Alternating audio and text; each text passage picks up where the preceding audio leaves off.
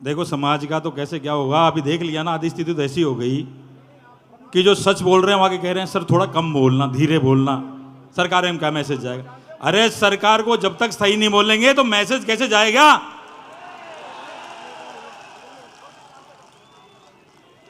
अभी साथी आपस में कर रहे थे। मैं एक बात कहना चाहता हूं आपसे, सबसे पहले तो आयोजकों को बहुत बहुत धन्यवाद देना चाहता हूं कि हम सब लोगों को इकट्ठा कर कर जो उन्होंने ऐतिहासिक काम किया, इसके लिए आपका बहुत बहुत धन्यवाद, बहुत बहुत आभार आपका। साथियों, एक बात बार बार में हो रही है, अभी बात हुई कि 2 अप्रैल के मुकदमे वापस ले लिए। हमारे साथी बैठे हुए हैं, जो बातें सच हैं वो सच रहेंगी। मैं कहना चाहता हूं कि जब हमारी अंबेडकर पीठ थी, अंबेडकर पीठ को सरकार ने वापस ले लिया था कि नहीं ले लिया था? ले लिया था।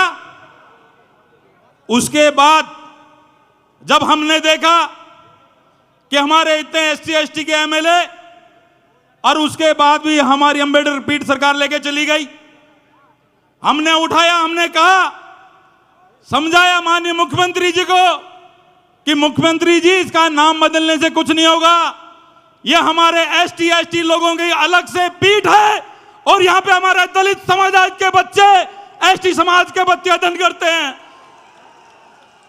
सिर्फ नाम बदलने से नहीं होगा।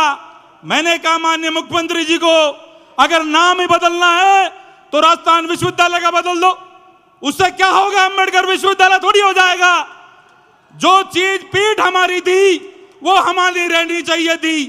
हमारे जब एसटी एसटी का बैकलॉग आया, हमारे विधायक साथी बैठे हुए हैं, इन लोगों ने चक्कर लगाए, इन लोगों ने घर घर जाकर बात की सब लोगों से, हमारी एसटी एसटी के छात्रों ने। और सरकार में जब उस समय चीफ सेक्रेटरी थे, उन्होंने कहा, इस मीटिंग में कई विधायक बैठे हुए हैं, उस समय कहा गलती तो हो गई लेकिन अगली बार उनको दे देंगे। मैंने कहा सर हम उन छात्रों के लिए मांग कर रहे हैं जो छात्र अभी यहां चक्कर काट रहे हैं। अगली बार का भरोसा नहीं है कि अगली बार मैं विधायक बनूं या आप मुख्यमंत्री बने, लेकिन जो हमारे दलित समुदाय के लिए जो बच्चे हैं, हम दलित समाज की सीटों से जीत के आते हैं, हम दलितों का आरक्षण खा रहे हैं, हम उन लोगों की अगर आवाज नहीं उठा सकते तो हमारा जीतना बेकार है, हमारा यहाँ इस पार्टी में रहना बेकार है। हमने उस समय भी कहा था। एक बात जब हमने देखी अंबेडकर यूनिवर्सिटी को कौन लेके गया, मैंने उस समय भी कहा था हमारी सब कमेटियां बनी हुई हैं, जो कमेटियां हमारे को पावर देती हैं, उसमें एक भी दलित मंत्री नहीं था क्या कोई भी? हमने आवाज उठाई कि हमारे इन कमेटियों में एक भी दलित मंत्री नहीं है। जो नीति निर्धारण करती हैं कमेटियां, अगर उन कमेटी में हमारे दलितों के मंत्री नहीं होंगे तो हमारी आवाज कौन उठाएगा? उसके बाद में हमारे दोनों मंत्रियों को शामिल किया। जब आपके जैसे अंबेडकर की मूर्ति लग रही थी, उसी समय आवाज उठाई कि हमारे जो दलितों के मंत्री हैं, जितने वोट लेते हो उतना प्रतिशत उनको ताकत दो। और उसके बाद 4 मंत्री बनाए, उसके बाद 4 मंत्री बने। इसके लिए मैं धन्यवाद देना चाहता हूं। लेकिन मंत्री तो बन गए, लेकिन ताकत आज भी नहीं है, ताकत उनको आज भी नहीं दी गई है।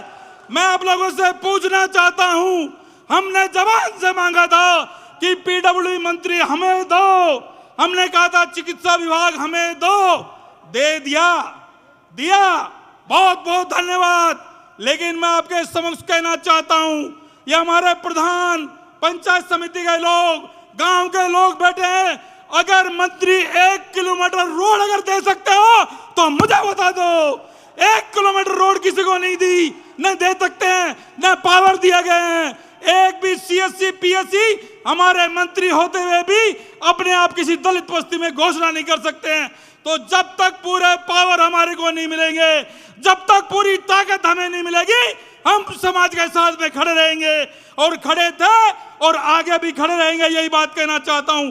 सरकार कोई सी भी हो, किसी भी पार्टी की हो, अगर समाज के भी लोग कह रहे थे, आर्य साहब ने एक बात बिल्कुल सही कही कि हमारे 56 विधायक हैं। आर्य साहब मैं आपका आदर करता हूं, मैं भी आपके साथ हूं, आपके 56 विधायकों को कर दो साथ, हम उनके साथ हैं, ताकत के साथ हैं, और उनके साथ में खड़े रहेंगे। जो भी आपने मार्गदर्शन दिया है मेरे नौजवान साथियों, जब तक हम मिलकर लड़ाई लड़ी नहीं गए आपस में हम पीछे रह जाएंगे। सम्मानित सतवीर जी ने सही कहा, हम मांगने वाले नहीं देने वाले लोग होने चाहिए। यह बात बिल्कुल सही कही है। आपने मुझे बुलाकर जो मान सम्मान दिया इसके लिए मैं आपको बहुत धन्यवाद देना चाहता हूं। लेकिन आप सबके साथ में एक ही बात कहना चाहता हूं कि जहां भी दलित का खून बहेगा हम सब लोग साथ रहेंगे जब दलित समाज का काम होगा। बहुत बहुत धन्यवाद। नमस्कार।